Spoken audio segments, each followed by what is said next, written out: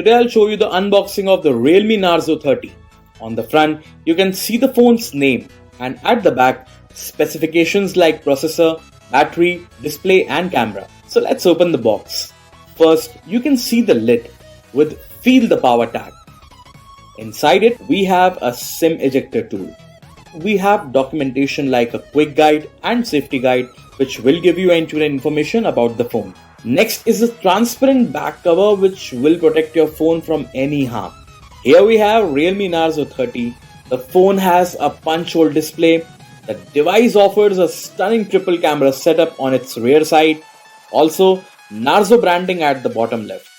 The phone looks very stylish. You will get USB Type-C cable for charging the phone and transferring the data. Now we have a 2-pin wall charger with 30 watt of fast charging. So guys, that's all you get inside the Realme Narzo 30 box. Thank you so much for watching this.